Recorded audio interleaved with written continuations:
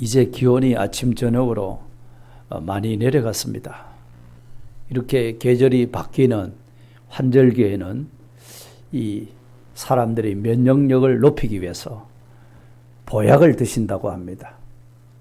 오늘 이 자리에 참석한 사랑하는 우리 성도님들에게 그래서 영적 면역력을 높이는 보약을 한 처씩 드리려고 합니다. 저와 같이 한번 외쳐보시기 바랍니다. 하나님은 나를 사랑하십니다. 나는 하나님의 사랑받는 자녀입니다. 하나님이 구별해 주셨습니다. 나는 하나님의 것입니다. 나는 하나님의 보호 안에 있습니다. 하나님은 항상 나와 함께 하십니다. 아멘. 여러분 어떻습니까?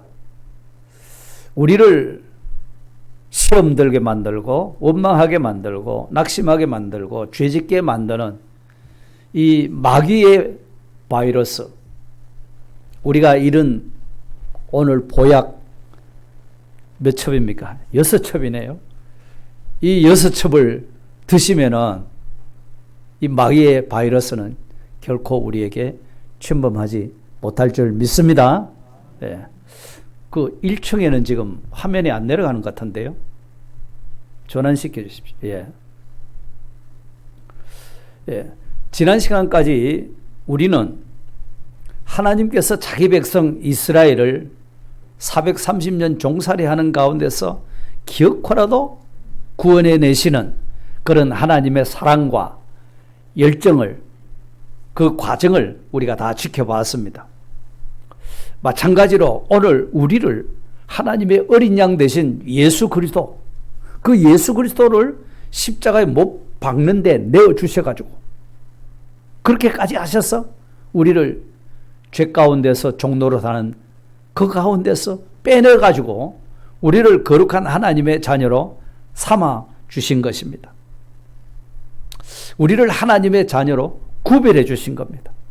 너는 내 것이다. 하나님의 소유로 이렇게 딱 구별을 해 주셨습니다. 이렇게 하나님의 사랑과 열정으로 애굽에서 해방시킨 하나님의 백성들에게 하나님은 두 가지를 명령을 하셨습니다. 그 첫 번째가 뭐냐면은 사람이든지 짐승이든지 간에 처음 난 것은 그것을 다 구별해서 하나님께 돌리라. 하나님께 바치라. 이랬고요.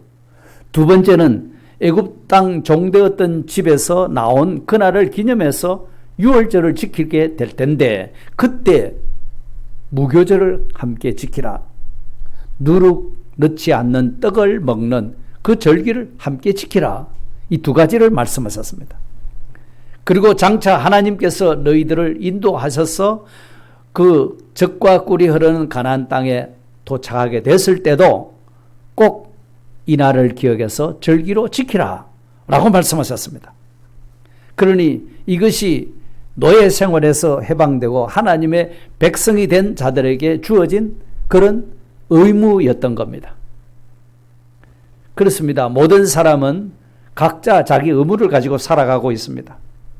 가정의 남편은 남편으로서의 그 가정을 지킬 의무를 다하고 있고 아내는 아내로서 가정에 해야 될 의무를 다하고 있죠. 그래서 그뿐 아니라 부모는 자녀에게 대해서, 자녀는 부모에 대한 또 의무가 있지 않습니까? 그래서 우리가 직장에 가서도 직장에서 해야 될 의무와 책임이 다 있지 않습니까? 학생으로서는 또 공부해야 될 그런 의무가 주어지게 되고요. 우리가 사회에 나가면은 국민으로서 지켜야 될 또 의무가 있죠. 국방의 의무라든지 교육의 의무라든지 납세의 의무라든지 근로의 의무라든지 이런 의무를 행하면서 살아가고 있는 것입니다. 더욱이 우리 예수님을 믿는 사람들은 이런 일반 국민으로서 지켜야 될 가정과 직장과 사회에서 해야 될 의무를 다 행해야 됩니다. 그뿐 아니라 거기에 더하여서 하나님께 대한 의무를 또 해야 될 그 의무가 있습니다. 왜요? 하나님께서 우리를 구원해 주셨다는 사실입니다. 하나님이 우리를 죄 가운데서 건져내서 거룩한 하나님의 백성으로 삼아 주셨다는 겁니다. 이것이 하나님이 우리를 사랑하시는 증거라고 또 말씀하셨거든요. 그러니 우리는 하나님께 대한 의무와 책임을 또 감당을 해야 되는 것이죠. 오늘 출애굽한 이스라엘 백성들을 향해서 두 가지를 명령하셨던 가운데 첫 번째로 초태생을 구별하여 하나님 앞에 바치라 하는 요 의무에 대해서 이 시간에 우리가 함께 생각하고 은혜를 나누고자 합니다. 자, 하나님께서 왜 초태생을 하나님께 구별해서 바치라고 하셨을까? 초태생은 곧 하나님의 것이기 때문이라는 겁니다. 하나님의 것이다. 그래서 오늘 본문 12절에 너는 태에서 처음 난 모든 것과 내게 있는 가축의 태에서 처음 난 것을 다 구별하여 여호와께 돌리라. 이렇게 말씀하셨어요. 2절에도 같은 내용으로 말씀하셨습니다. 초태생이 뭡니까? 사람으로 말하면 처음 난 아들을 말합니다. 그리고 짐승으로 말하면 처음 난 새끼를 말합니다. 이 처음 난 것을 다 거룩하게 구별해서 하나님께 돌리라 이루셨습니다. 왜요? 이 초태생은 하나님의 것이기 때문입니다. 하나님의 것입니다. 왜 하나님의 것입니까? 왜 하나님이 욕심이 많으셔서 초태생을 자기 것이라고 그렇게 그만 딱 이렇게 선포를 하신 건가요? 그것은 하나님께서 출애굽 이스라엘 백성들을 출애굽하게 하실 때에 그때 마지막 장자쟁을 내리셨습니다. 그때 하나님을 알지 못하고 믿지 않는 자들에게는 그 장자 사람으로는 맏아들이 죽고 짐승으로는 맏새끼가 죽는 엄청난 그런 재앙이 임하게 되었습니다. 그래서 애굽의 백성들은 이 맏아들이 다 죽었습니다. 그런데 하나님의 백성 이스라엘에게는 그 아들이 안 죽었어요. 왜 안 죽었습니까? 그 집에 피를 발라가지고서 피 안에 있고 나오지 말라고 했거든요. 그럴 때 멸하는 천사가 와서 피를 보고 멸하지 않고 넘어갔기 때문에 이스라엘 백성의 장자들은 아무도 죽지를 않았습니다. 그래서 똑같이 죽을 생명인데 살려주시기 때문에 그 하나님의 은혜를 생각하고 감사함으로 하나님 앞에 바치라는 겁니다. 자, 요 말의 뜻은 이해가 되겠죠? 그런데 하나님께서 애굽의 장자들은 다 죽였어요. 그런데 이스라엘 백성들은 피를 보고 다 살려주셨어요. 살려줬으면 됐지. 왜 그 처음 난 아들을, 살려주신 아들을 또 바치라고 하는가? 의문이 가지 않습니까?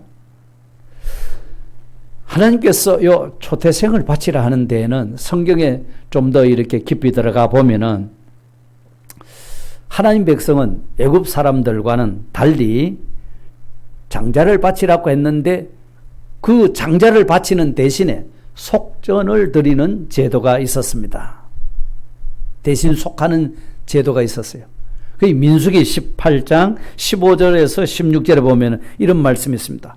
여호와께 드리는 모든 생물에 처음 나는 것은 사람이나 짐승이나 다 네 것이로되 처음 태어난 사람은 반드시 대속할 것이요 처음 태어난 부정한 짐승도 대속할 것이며 그 사람을 그 다음에 66절 그 사람을 대속할 때에는 난지 한 달 이후에 네가 정한 대로 성소의 세겔을 따라 은 5세겔로 대속하라 이랬습니다.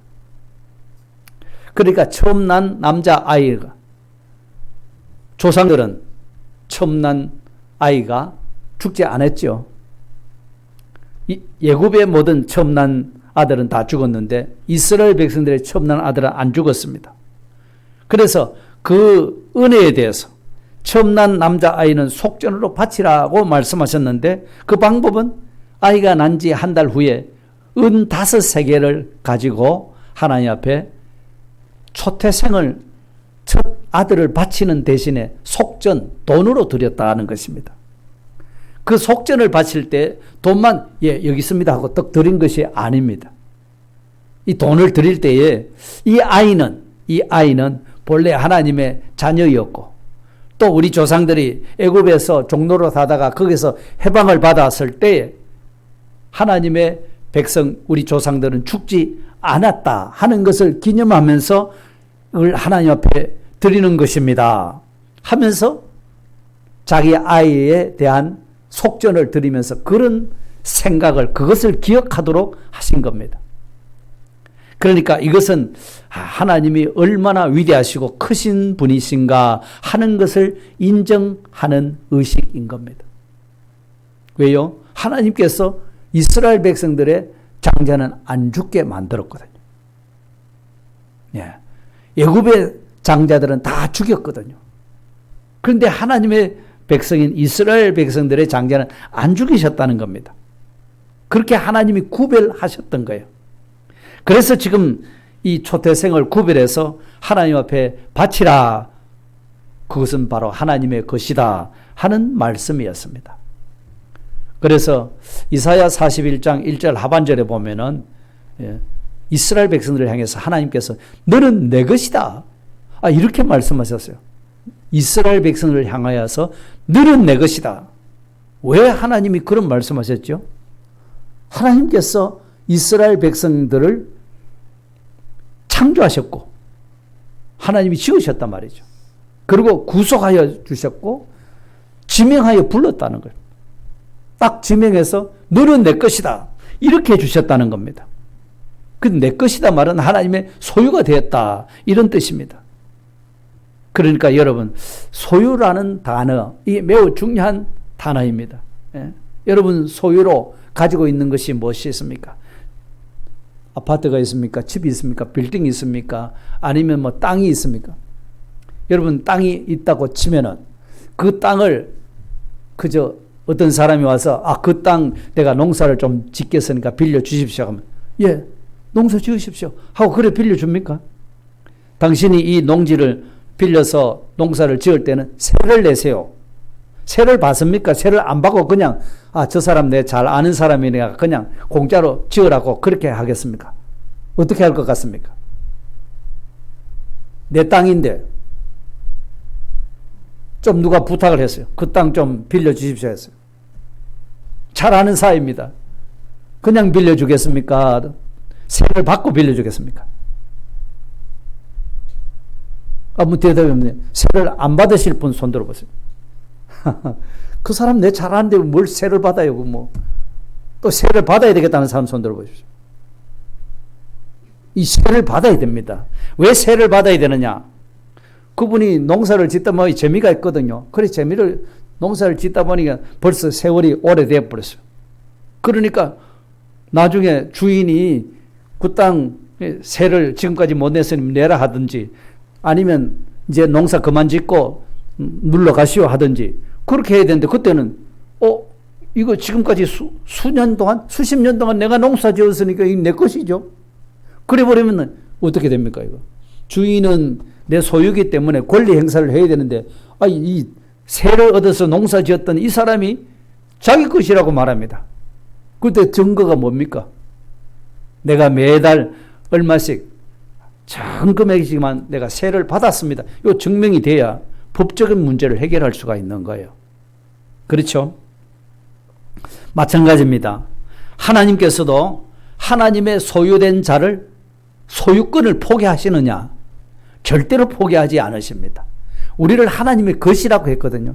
하나님의 소유라고 했거든요. 그렇다면 하나님의 소유된 나를 절대로 포기하지 않으신다는 겁니다. 한 가지 더 물어보겠습니다. 여러분 구원은 공짜로 받았습니까? 아니면 값을 내고 받았습니까? 예? 공짜로요? 값을 내고 받았습니까? 공짜로 받았습니까? 우리가 수없이 설교를 많이 했는데요. 공짜로 받았죠. 그런데 사실은 공짜가 아닙니다.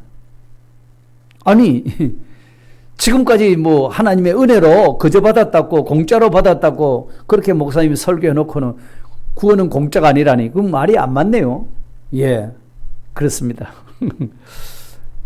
우리에게 하나님의 구원을 주시는 데는 나는 값을 안 치렀습니다. 값을 낼 것이 없습니다.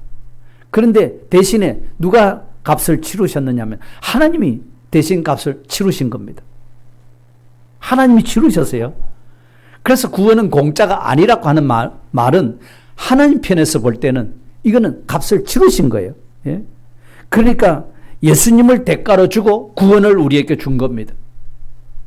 예수님을 내어주고 구원을 내 것으로 만들어 주신 것이다 이 말입니다. 그러니까 이 구원의 값이 엄청 비싸다는 것을 우리는 알아야 됩니다. 왜 비쌉니까? 나로서는 값을 낼 수가 없기 때문에 하나님이 대신 값을 내신 거다 이 말입니다.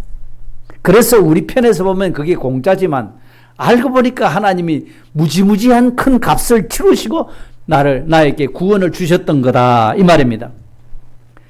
그래서 이 사실을 우리가 생각할 때에 하나님이 이렇게까지 나를 사랑하셨구나. 하나님이 나에게 이런 구원을 주시려고 하나님의 독생자를 십자가에 희생시키셨구나. 이것을 알 때에 거기에 대한 응답이 뭘까요? 나도 하나님께 구별을 해야 되겠다. 하나님께 구별해야 되겠다. 이 첫 것을 가지고 이거는 하나님의 것입니다. 이렇게 해야 되겠다는 겁니다. 자, 첫 것을 가지고 구별한다는 말은 하나님이야말로 정말로 최고로 존귀한 분이고 우리가 높여야 될 분이고 경배드려야 될 분이고 최고의 높으신 어른이십니다. 자, 이런 구별입니다.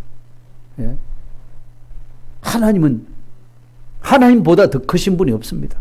더 높으신 분이 없습니다. 더 존귀하신 분도 없습니다. 더 우리를 사랑하신 분도 없습니다. 그것을 인정하는 것이 바로 초태생을 하나님께 드리라 하는 것입니다. 그것이 우리 구원받은 성도들의 첫 번째 의무가 되는 겁니다. 그래서 하나님이 첫 것을 바치라고 하십니다. 오늘 출애굽기 13장에는 초태생이라고 말했지만 다른 성경에는 처음 열매, 처음 익은 열매를 바치라, 첫 것을 바치라, 첫 열매 드리라 이런 말씀하셨습니다. 그 말이 무슨 말이냐 하면 최고의 으뜸의 것, 최상의 것을 드리라 라고 하시는 의미입니다. 그래서 우리가 첫 것으로 최고 으뜸으로 최상급의 것으로 우리가 일상에서 구별해서 하나님 앞에 드려야 될 것이 뭐겠습니까?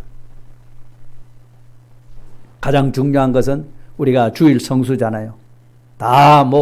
모든 날이 다 주님의 날이지만 그래도 하나님이 이 주일을 정해 주셨기 때문에 이 날은 아무리 바빠도 아무리 급한 일이 있어도 하나님 앞에 주일을 지키는 겁니다. 그건 율법주의인데요. 여러분, 주일이 안식일 지키는 그것이 율법으로 주셨습니까? 오늘 우리에게 사랑으로 주신 법 아닙니까?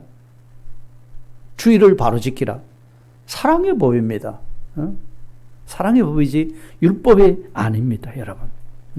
내 인생 최고의 주인이 바로 하나님이십니다. 이걸 고백하는 것이에요. 그리고 또 우리가 하루의 첫 시간 새벽을 하나님 앞에 드리잖아요. 왜 그렇습니까? 하루 24시간 모두가 다 하나님이 주신 시간입니다. 그 중에 첫 시간, 우리가 잠자고 일어나는 그 시간, 하나님 앞에 경배 드리는 겁니다. 그래서 예배당에 와서 예배 드리며 기도하는 것이 제일 좋겠고, 그렇지 못하면은 가정에서라도 일어나자마자 먼저 하나님 앞에 경배 드리는 그 시간을 반드시 가지셔야 하는 겁니다. 그리고 우리가 하나님 앞에 11조를 드리죠. 온전한 11조를 바치라고 했습니다. 왜 바치랍니까? 내 모든 수입의 전부는 하나님이 주신 것이다. 내가 예를 들어서 100만 원 수입을 했으면 100만 원 전부가 다 하나님이 주신 것이다. 그 100만 원을 나는 하나님의 기뻐하신 뜻대로 사용하겠습니다 하는 그 표시로 10분의 1을 드리는 그것이 11조의 정신인 겁니다. 그러니까 단지 10분의 1만 하나님의 것이고 10분의 9는 내 것이고 그거 아닙니다. 전부가 다 하나님의 것인데 하나님의 뜻대로 사용하겠습니다. 하나님 감사합니다. 이 표시로 10분의 1을 바치는 거거든요. 그럴 때 하나님께서 받으시는 온전한 11조가 된다고 말씀하셨어요. 우리가 주일을 지키는 것이든지 새벽 시간을 지킨다든지 11조를 한다든지 이거 물론 안 해도 됩니다. 아니 주일 안 지켜도 됩니까? 새벽기도 안 하고 11조 안 하고 이래도 된단 말입니까? 안 드려도 되죠.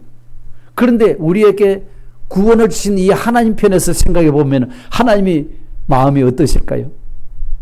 하나님이 어떻게 나를 사랑하시고 구별하시느라고 독생자를 희생시키기까지 그렇게까지 해서 하나님이 나를 하나님의 것으로 하나님의 소유로 삼아주셨는데 이런 하나님의 은혜 사랑 하나도 알지 못하고 주일날 볼일 있으면 볼일 보러 다 가고 놀러 가고 예? 등산 가고 낚시 가고 예? 새벽 시간 하나님 앞에 드릴 줄 모르고 11조 이 내가 어떻게 해서 벌어서 돈인데 하고 안 드릴 수도 있어요. 그러면 하나님이 보실 때 그 하나님의 사람, 하나님의 백성된 자에 대한 하나님의 마음이 어떠시겠까? 우리가 그것을 생각해 봐야 되는 겁니다. 그러니 우리는 우리의 중심을 보시는 하나님께 초태생을 드리는 요 결단이 필요한 겁니다. 그것은 하나님의 것이기 때문에 하나님의 것이기 때문에 초태생을 구별하여 하나님께 돌리라 라고 하셨던 것을 이해하시기를 바랍니다. 자, 이와 같이 하나님은 하나님의 구원을 받은 이스라엘 백성들에게 초태생을 바치라 하셨어요. 그 바치라 하셨을 때 그때 하나님이 어떤 복을 주시려고 초태생을 바치라고 말씀하셨는고 하면은 초태생을 하나님 앞에 바치는 자에게 언제나 하나님은 임마누엘로 함께 하시겠다는 겁니다. 그리고 조상들에게 약속하신 복을 그들에게 주시려고 하셨어요. 이사야 선지자를 통해서 너는 내 것이라고 말씀하셨거든요. 그러니까 하나님이 창조하셨고 또 지으셨고 또 구속하셨고 지명하여 불러서 너는 내 것이다 라고 했던 그 자에게 하나님이 어떤 복을 주시려고 했는가 하니까 이사야 43장 2절에 보면은 너는 내 것이라 한 그 다음에 나오는 구절입니다. 네가 물 가운데로 지날 때에 내가 너와 함께 할 것이라. 아멘. 내가 물 가운데로 건널 때에 내가 너와 함께 할 것이다. 하나님이 너와 함께 해주시겠다. 이런 축복입니다. 하나님이 함께 해주시는 복이 뭐가 그렇게 큰가? 우리는 하나님이 나와 함께 하신다는 이 복이 복 중에 가장 큰 복이라고 우리가 깨달아야 됩니다. 누가 함께 하신다고요? 나를 지으신 전능하신 창조주 하나님, 나를 구속하신 십자가의 사랑을 베풀어 주신 그 하나님이 너는 내 것이다 라고 말씀하신 그 하나님의 사랑을 내가 받았기 때문에 그런 사랑하는 하나님의 백성에게 하나님은 함께 하신다 라고 하시는 겁니다. 그래서 하나님은 이스라엘 백성들과 언제나 함께 하셨습니다. 에덴 동산에서부터 하나님은 그들과 함께 하셨습니다. 에덴 동산에 누가 살았습니까? 아담과 하와가 살았잖아요. 그때부터 하나님은 그들과 함께 하셨던 거죠. 맞습니까? 아브라함을 갈대아 우르 땅에서 불러내실 때 그때도 아브라함이 본토 친척 아비 집을 떠나서 가나안 땅으로 가고 가나안 땅에서 삶 전부를 다 하나님이 그 여정 가운데 함께 하셨거든요. 그리고 이스라엘 백성들이 애굽에 내려가서 종살이 했습니다. 종살이 하다가 거기에서 하나님의 놀라운 그 사랑으로 건짐을 받았잖아요. 그 건짐을 받는데 하나님이 직접 개입하셨거든요. 그리고 광야 생활 사람이 제대로 살아갈 수가 없는 전적 하나님의 은혜가 아니고는 살아갈 수 없는 그 광야 생활 가운데서도 우리 하나님이 함께 해주셨거든요. 시내산 언약을 받아서 그 말씀대로 살아가려고 할 때 하나님 그 백성들과 또 함께 해주셨습니다. 광야를 거쳐서 요단강을 건너고 이제 하나님이 약속하신 가나안 땅을 정복할 때도 역시 하나님이 함께 하셔서 요단강도 육지같이 건너게 됐고 여리고성도 하나님이 손대지 않고 다 무너지도록 하나님이 이렇게 하셨던 것을 우리는 보았습니다. 그래서 하나님은 이스라엘 백성들과 함께 하시면서 그들과 늘 교제하기를 원하셨던 겁니다. 그래서 그들을 부르셨던 거예요. 여러분 예수님이 제자를 몇 명 불렀습니까? 12명을 불렀습니다. 부르신 이유가 뭘까요? 예수님이 시키는 일만 잘하도록 하려고 했을까요? 예수님이 그 제자들을 부르셨을 때도 함께 하시기 위해서입니다. 함께 하기 위해서. 제자들과 함께 하기 위해서. 그래서 실제로 함께 살았습니다. 예수님은. 마가복음 3장 14절 보실까요? 이에 12를 세우셨으니 이는 자기와 함께 있게 하시고 자기와 함께 있게 예수님과 함께 있도록 하기 위해서. 그 다음에 보내사 전도도 하며 그 다음에 15절에 귀신을 내쫓는 권능도 가지게 하려 하심이라. 그래서 예수님과 제자들은 3년 동안 같이 살았죠. 제자들이 집에 안 갔습니다. 예수님하고 같이 살았습니다. 같이 밥 먹고 잠자고 예수님이 기도하실 때 저들도 같이 기도하고 전도할 때 같이 전도하고 그랬는데 희한하게도요. 예수님이 제자들 보고 동네로 가서 전도해라. 그런데 그 제자들이 가서 전도하니까 귀신이 내쫓기는 그런 일이 벌어져 버렸습니다. 그걸 제자들이 자기들의 능력인 줄 알고 좋아가지고서 우리가 전도할 때요. 귀신이 막 도망갑니다. 기뻐서 예수님에게 보고를 했습니다. 그랬더니 예수님께서 내가 너희들에게 정갈을 제어하고 귀신을 쫓아낼 권능을 주신 거다. 이런 말씀하셨습니다.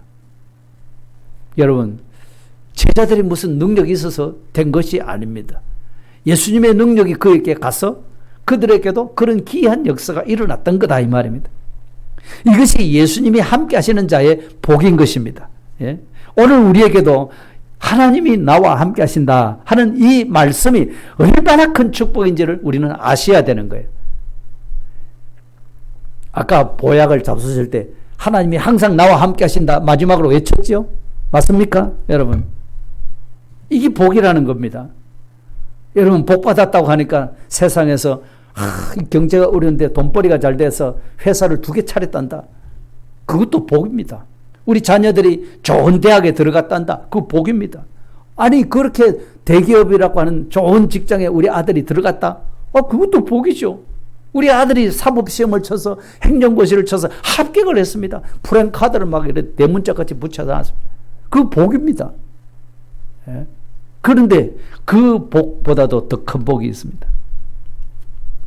그보다 더 큰 복이 무슨 복입니까? 전능하신 창조주 하나님이, 나를 구원하신 하나님이 나와 함께 하신다는 이 복인 것입니다. 믿습니까, 여러분? 예? 왜요? 나는 하나님의 것이기 때문입니다. 하나님의 소유물이 되었기 때문입니다. 왜 하나님께서 이스라엘 백성을 택하셔서 하나님의 것이 되게 하셨을까요? 그 사람들이, 이스라엘 백성들이 아주 숫자가 많고 잘났고 능력 있고 그랬습니까? 아닙니다. 신명기 7장 7절에 말씀하셨어요. 여호와께서 너희를 기뻐하시고 택하심은 이유가 뭡니까? 너희가 다른 민족보다 수효가 많기 때문이 아니라고 하는 겁니다. 그럼 뭐 때문에요? 너희는 오히려 모든 민족 중에 가장 적으니라. 아니, 큰 민족도 아닌데 조그마한 민족인데 왜 이스라엘 민족을 택했다는 것입니까? 그 다음 8절에 뭐라고 했습니까? 여호와께서 다만 너희를 뭐 하셨다고요? 사랑하심으로 사랑하셨다는 겁니다. 사랑하실 뿐 아니라 너희 이스라엘 백성, 너희 조상들에게 약속하신 약속을 그대로 성취시켜 주려고 너희들을 택한 거다. 이렇게 말씀하신 겁니다. 얼마나 놀라운 복입니까, 여러분? 예? 참 하나님은 약속하신 것을 어기지 않으시고 반드시 이루십니다. 이게 웬 큰 복입니까, 여러분? 예? 그렇기 때문에 이스라엘 백성들은 인도해야 했던 그 모세가 마지막 신명기 33장 29절에 보면은 이스라엘이여 너는 행복한 사람이로다. 누굴 보고 말했어요? 하나님의 백성 이스라엘 보고 너들은 행복한 사람이다. 행복한 사람이다. 예? 오늘 우리가 하나님의 이런 사랑을 받고 하나님의 소유된 백성된 우리가 행복한 자인 것을 여러분 믿으십니까? 인정이 되십니까, 여러분? 여러분, 언제나 하나님이 함께 하시는 자가 이렇게 복 있는 사람입니다. 예?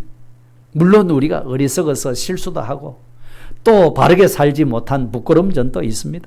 그렇다 할지라도 하나님은 한 번 택한 하나님의 백성이기 때문에 그 백성을 결코 버리지 않으시고 끝까지 사랑하시고 끝까지 은혜를 베풀어 주시고 끝까지 함께 해주시는 변함없는 이 사랑을 내가 받고 있음을 의심 없이 믿으시기를 바랍니다. 여러분, 이스라엘 백성들을 하나님이 얼마나 사랑하셨고 얼마나 보호하셨고 얼마나 하나님이 구별하셨는지요. 출애굽할 때 여러 재앙을 내렸지 않습니까? 파리 재앙이 내렸다, 메뚜기 재앙이 내렸다, 뭐 가축에 그 독종이 발해가지고 가축이 막 쓰러지고, 예? 흑암 재앙이 일어나서 깜깜 어두워져 옆에 사람도 알 수 없도록 이렇게 되는데 그런데 이스라엘 백성들이 사는 땅은 어디였습니까? 고센 땅이었거든. 애굽 나라에 살기 좋은 고센 땅에 이스라엘 백성들이 살았는데 그 고센 땅에는 파리재앙이 왔습니까? 이재앙이 왔습니까? 메뚜기 재앙이 왔습니까? 우박 재앙이 왔습니까? 흑암 재앙이 왔습니까? 왔습니까? 안 왔습니까? 안 왔다는 사실입니다. 이와 같이 하나님께서 하나님의 백성을 구별하셨던 거예요. 마지막 장자 재앙이 죽어나가는데 그 애굽의 장자들은 다 죽습니다. 짐승의 새끼도 다 죽습니다. 그런데 이스라엘 백성들이 사는 집에는 하나도 안 죽었어요. 그만큼 하나님께서 자기 백성을 구별하셨던 겁니다. 그렇게 보호하고 계셨던 거예요. 오늘 이런 하나님의 보호 안에 내가 있음을 의심 없이 믿으시기를 바랍니다. 왜요? 왜 보호하시죠? 나는 하나님의 소유가 됐기 때문입니다. 하나님의 것이 되었기 때문입니다. 예? 이 놀라운 축복 속에 내가 살아가고 있음을 조금도 의심하지 마시기를 바랍니다. 이게 보약을 주는 거예요. 이게 영적 면역력이요. 예? 어떤 시험이 오고 환란이 오고 어떻게 낙심되고 좌절하는 그런 때도 내가 이런 하나님의 사랑을 받고 있는데 내가 왜 걱정해야 되느냐 이 말이죠. 왜 낙심해야 되느냐 이거죠. 면역력이 없으면요 건강하게 보여도 쓰러집니다. 근데 면역력이 강한 사람은 어떤 코로나가 오든지 무슨 질병이 오든지 그걸 거뜬히 이겨내지 않습니까? 자, 이렇게 하나님께서 당신의 소유로 구별하시고 언제든지 함께 하신 궁극적인 이유가 뭘까요? 뭐 때문에 그렇게까지 사랑하십니까? 예? 그것은 우리를 하나님의 영광을 위해서 하나님의 증인으로 삼으셨기 때문입니다. 그래서 하나님이 이스라엘 백성들을 그렇게 특별히 구별하시고 사랑하신 데는 반드시 목적이 있으셨겠죠. 이유가 있어서 그렇게까지 사랑하셨겠죠. 이사야 43장 21절에 보면은 지난주에도 말씀드렸듯이 이 백성은 내가 나를 위하여 지었나니 하나님이 지으셨다는 겁니다. 왜 지었습니까? 나를 찬송하게 하려 함이니라. 하나님을 찬송하도록 하나님의 은혜를 깨닫고 하나님께 감사와 영광을 돌릴 수 있도록 하기 위해서 하나님이 자기 백성으로 삼으셨다는 것입니다. 지으셨다는 겁니다. 여러분. 그뿐 아닙니다. 이사야 43장 12절에 가서 보면은 택한 자의 사명이 무엇인지를 말씀하는데요. 여기 화면에 있는 것을 한번 읽어보겠습니다. 시작. 내가 알려주었으며 구원하였으며 보였고 너희 중에 다른 신이 없었나니 그러므로 너희는 나의 증인이요 나는 하나님이니라. 아멘. 여러분 하나님이 우리를 증인으로 삼으셨다는 겁니다. 하나님의 증인입니다. 하나님의 증인. 하나님의 증인으로 우리를 구원하셨고 증인이 되도록 모든 것을 다 보여주었다. 보여주었다. 하나님의 사랑을 보여줬고 하나님의 역사를 보여줬고 다 보여줬다는 것입니다. 그러니 다른 신이 있겠느냐? 없다는 겁니다. 참 놀랍습니다. 마찬가지로 6월절 어린 양으로 오신 예수 그리스도의 십자가의 보배로운 피로 값을 지불하고 우리를 사셨거든요. 그래서 바울 사도께서는 고린도전서 6장 19절 이하에 뭐라 했습니까? 너희는 너희 것이 아니라 너희 것이 아니라는 겁니다. 값으로 산 것이 되었으니 그런즉 너희 몸으로 하나님께 영광을 돌리라. 우리 몸은 내 몸이 아니라는 것입니다. 예수님의 피값에 팔린 하나님의 것이 된 겁니다. 그렇기 때문에 우리 몸을 가지고 하나님께 영광 돌리는 그런 몸의 행위가 몸의 삶이 나와야 된다는 그것을 말씀하시는 겁니다. 예? 죄값으로 죽어야 할 몸인데 예? 이와 같이 하나님께서는 피로 값을 주고 사셔가지고서 구속함을 얻었으니 그 하나님의 사랑을 생각하고 왜 구속해 주셨느냐? 다시는 너희 자신을 위해 살지 말라는 겁니다. 너 육신을 위해 살지 말라는 겁니다. 주를 위해서 살라는 것입니다. 네? 주께 영광 돌려야 된다는 겁니다. 그래서 바울은 로마서 14장 8절에 우리가 살아도 주를 위하여 살고 죽어도 주를 위하여 죽나니 그 다음에 뭐죠? 그러므로 사나 죽으나 우리가 주의 것이라는 겁니다. 이 확신을 가지시기를 바랍니다. 여러분. 이것이 하나님의 것이기 때문에 그렇다는 거예요. 이것이 우리의 정체성입니다. 이것이 우리의 의무인 겁니다. 이것이 우리의 자존심입니다. 여러분. 아무렇게나 살아가는 것이 아닙니다. 여러분. 좀 자존감을 가지고 우리가 살아가야 될 겁니다. 하나님이 이렇게까지 나를 사랑하셔가지고서 하나님의 것으로, 하나님 백성으로, 하나님 소유물로 딱 삼아 주셨기 때문에 이런 자존감을 가 하나님이 언제나 나와 함께 하신다는 사실 잊지 마시기를 바랍니다. 그런데 이런 우리를 보고 나도 저 사람들처럼, 운동계 교인들처럼 나도 하나님을 주인으로 모셨으면, 이런 사람 있을까요? 우리 성도님들 보고, 야, 저 원동교회 성도님들 보고, 나도 원동교회 성도님들이 주인으로 모신 하나님, 나의 주인으로 모실 수 있을까? 된다고 말씀하십니다, 하나님. 그래서 출애굽기 12장 43절에서 49절에 보면은, 이방인들에게는 유월절 음식을 못 먹게 만들었어요. 유월절 지키는데 참여를 못하게 했습니다.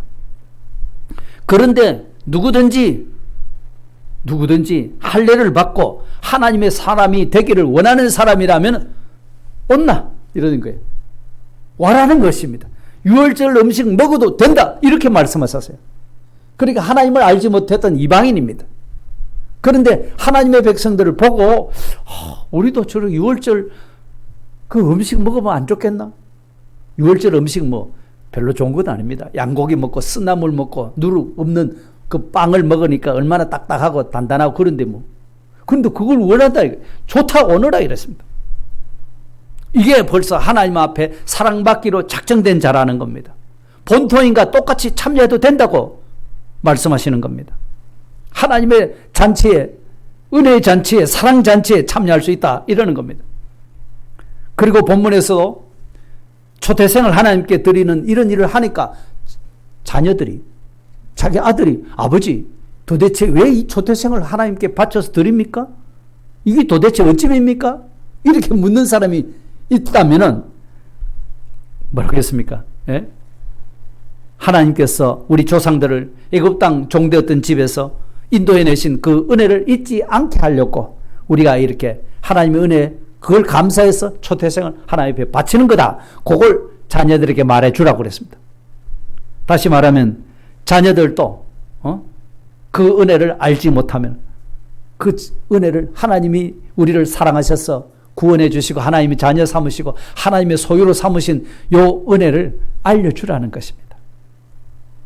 그래서 이방인에게도 너희 자녀들에게도 요 하나님의 은혜와 사랑을 넘겨주는 이것을 하나님께서 그렇게 애타게 간절히 원하고 계시다는 사실을 보여주고 있는 겁니다. 여러분, 예수님께서 초기 사역하실 때에 수많은 병자들을 고쳐주시고 배고픈 자에게 먹을 것을 주시고 그랬잖아요. 기적을 베푸셨죠. 오병이어를 베풀고. 그러니까 수많은 병자들이나 예수님의 도움을 받고 싶은 사람들이 많이 따라다녔습니다. 왜 따라다녔어요? 배고픔을 해결하려고, 육신에 병든 것을 해결하려고 그랬는데 예수님이 그 무리를 바라보시고 마태복음 9장 6절에 보면은 뭐라고 하셨는가 하니까 36절입니다. 무리를 보시고 불쌍히 여기시니, 아니 예수님의 은혜를 받고자 해서 그렇게 따라오는 무리들을 보고 불쌍히 여기셨다는 겁니다. 왜요? 이는 그들이 목자 없는 양과 같이 고생하며 기진함이라. 목자 없는 양이다. 불쌍히 여기셨다. 이 불쌍히 여기셨다는 원어의 뜻이 어떤 뜻이냐면 사람이요 애간장이 탄다는 말 하잖아요. 애간장이 탄다는 말이 뭐죠? 창자가 다 녹아내린다는 그런 뜻이잖아요. 창자가 녹아내린다. 단장, 창자가 끊어진다. 이런 아픔을 가지고 있는 거예요. 왜? 먹는 거 해결해 준 거 보고, 병 낫는 거 해결해 주는 거 보고, 그것만 보고 따랐지. 예수님이 어떤 사랑을 가지고 어떤 구원을 주시는지 이걸 알지 못하고 있으니까 우리 주님이 보실 때 그 창자가 끊어지는 것과 같은 아픔의 마음을 가지고 그들을 불쌍히 여겼다고 했습니다. 그래서 추수할 일꾼을 보내가지고서 저들을 추수하도록 하라고. 이 주님의 마음을 우리는 이해해야 됩니다. 예? 그렇기 때문에 먼저 우리를 구원하신 하나님의 그 사랑을 우리가 알아야 됩니다. 나는 하나님의 사랑받는 자녀라고 하는 것을 알아야 됩니다. 나는 하나님의 소유, 하나님의 것이 되어버렸습니다. 하나님의 절대 보호 안에 내가 있다는 것입니다. 언제나 하나님은 나와 항상 함께 하신다는 겁니다. 이 사실을 내가 깨닫고 자녀들에게도 알려주라. 이웃에게도 알려주라. 그래서 이 하나님의 사랑에 굳게 서는 사람들이 되게 하라. 이거를 주님이 우리에게 부탁하고 있는 겁니다. 그러니 하나님께서는 당신의 사랑하는 백성들을 기억하라도 구원해내시는 그런 열정을 가지시고 있는 겁니다. 그래서 바울 사도께서 말씀하실 때에 하나님은 모든 사람이 구원받기를 원하신다고 하셨어요. 모든 사람이 구원받기를 원하시는 거예요.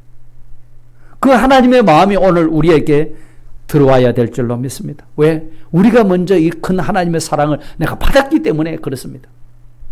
그래서 그 하나님의 놀라운 사랑을, 은혜를 우리 자녀들에게도 알려주고 내 사랑하는 사람 알려줘야 되지 않겠습니까?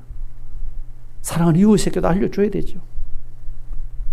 이것이 주님이 너희는 서로 사랑하라고 하는 그 사랑의 관계를 이루는 일인 줄 믿습니다. 오늘 말씀을 정리하고 마치겠습니다. 출애굽한 이스라엘 백성들에게 초태생을 구별해서 하나님 앞에 돌려라, 하나님 앞에 바쳐라 라고 하셨습니다. 왜 하나님께서 초태생을 구별해서 하나님께 바치라고 하셨을까요? 초태생은 하나님의 것이라 하는 겁니다. 왜요? 애굽의 장자가 죽을 때 이스라엘 백성들의 장자는 하나도 안 죽었거든요. 그것을 기념해서 하나님께 감사함으로 바치라는 겁니다. 그래서 초태생 처음 것을 바치라, 첫 것을 바치라, 최고 어떤 것, 최상의 것을 최고급으로 하나님 앞에 바치라, 이거예요. 그래서 우리가 첫 것을 구별해서 하나님 앞에 드리죠. 주일을 성수하고 새벽 시간을 드리고 11조를 드리고 헌금을 드릴 때도 구질구질한 돈 아니고 깨끗한, 가지고 있는 현금 중에 가장 깨끗한 것을 구별해가지고 가장 깨끗한 것을 올려드립니다. 이런 정신입니다. 이 첫 것을 바치라는 것이. 그렇게 이렇게 초태생을 구별해서 하나님 앞에 바칠 때 어떤 복을 주시겠다고요? 하나님은 항상 우리와 함께 하시겠다는 복입니다. 예? 너를 불러 너는 내 것이다 하신 그 전능하신 하나님이 우리와 함께 하십니다. 십자가로 피로 우리를 구속하신 그 하나님이 나와 함께 하신다는 사실입니다. 왜요? 내가 하나님의 택한 백성이니까. 보통 사람이 아닙니다. 우리는 하나님의 택한 백성입니다. 내가 잘나서가 아닙니다. 많이 배워서가 아닙니다. 많이 가졌기 때문에 아닙니다. 나는 형편없는 사람입니다. 그런데 왜요? 왜 우리를 택하셨습니까? 사랑하시기 때문입니다. 이게 왜 은혜입니까, 여러분? 예? 왜 은혜로 하나님이 나를 사랑하셔가지고 이렇게 택하여 주셨을까? 창세전부터. 예? 이렇게 하나님의 것으로 우리를 구별해 주신 궁극적인 이유가 뭐라고요? 하나님의 영광을 위해서 살아라. 너는 내 증인이다. 이것입니다. 하나님께 영광 돌리며 하나님의 이름을 높이기 위해서. 먹든지 마시든지 무엇을 하든지 하나님의 영광을 위하여 하라 라고 말씀하셨지 않습니까? 또 이방인이 우리를 보고 하나님 앞에 돌아오기를 원한다면 된다 이랬습니다. 유월절을 지킬 수가 없고 유월절 음식을 먹을 수가 없는데도 오라고 말씀하셨어요. 또 너희 아들들이 이것이 어떻게 해서 우리 아버지는 이렇게 초태생을 하나님 앞에 다 바칩니까 하면 우리 조상들이 애굽에서 종되었을 때 우리가 죽지 않고 살아나온 것을 기념해서 우리가 이렇게 하는 거다. 이걸 알려주고 자녀들에게 이 하나님의 사랑을 알려주라고 말씀하셨습니다. 우리 자녀들에게도 이 사랑을 알려주시기를 바랍니다. 우리 사랑하는 이웃에게도 이 사랑을, 하나님의 사랑을 넘겨주셔야 됩니다. 이렇게 해서 우리는 모든 사람들과 더불어서 사랑의 관계를 잘 맺어가야 됩니다. 예? 혈육 사랑도 필요하고 친구 간의 우정 사랑도 필요하고 남녀 간의 사랑도 필요합니다. 그 더 필요한 것은 예수님의 사랑을 전해주는 겁니다. 사랑한데 뭐라고요? 사랑하는 사람을 주님 앞으로 인도하는 그런 날입니다. 다 같이 한번 통성으로 기도드리겠습니다. 주님, 정말 감사합니다. 웬 은혜로, 웬 사랑으로 우리를 이처럼 하나님의 거룩한 백성으로 구별해서 하나님의 소유로, 하나님의 것으로 은혜를 베풀어 주셨는지를 우리에게 다시 한번 일깨워 주셨사오니 정말 감사하고 감사합니다. 우리 한 사람을 구원하기 위해서 수많은 애굽 사람을 죽이면서까지 우리를 구원해 주셨고 예수 그리스도 보배로운 십자가의 피로 우리를 또 구원해 주신 이 사실을 우리에게 일깨워 주셔서 그 은혜를 생각하고 첫 것을 하나님 앞에 드리라 말씀하여 주셨사오니 그 은혜 때문에 최고의 것으로 으뜸의 것으로 최상급의 것으로 우리가 하나님 앞에 구별해 드릴 수 있는 그런 삶이 주일 성수를 통해서 새벽 기도를 통해서 언제는 11조 생활을 통해서 헌금 생활을 통해서 그 일이 다 이루어지도록 주님이 축복해 주시옵소서. 그럴 때 언제나 하나님은 창조주 하나님이 나와 함께 하시고 우리를 구속하신 주님이 나와 함께 하시고 영원토록 함께 하시겠다고 말씀하셨습니다. 잘나서가 아닙니다. 많이 배워서가 아닙니다. 많이 가졌기 때문이 아닙니다. 하나님이 우리를 사랑하신 그 사랑 때문에 이와같이 하나님이 우리와 함께 하시고 복을 주시려고 약속하셨사오니 하나님 이 은혜 이 사랑 깨달아서 날마다 우리의 입술로 우리의 삶을 통해서 하나님께 영광 돌리는 삶이 일어나도록 도와주시고 하나님의 증인으로 나를 구원해 주셨고 증인되도록 모든 것을 다 보여주셨고 알게 해주시고 믿게 해주셨사오니 하나님 이 예수 그리스도를 증인하게 하시고 하나님의 사랑을 모든 사람들에게 나타내고 우리 자녀들에게도 이방인에게도 이것을 드러낼 수 있는 진정한 사랑의 사람으로 설 수 있도록 주님이 우리를 축복해 주시옵소서. 예수님 이름으로 감사하며 기도드리옵나이다. 아멘.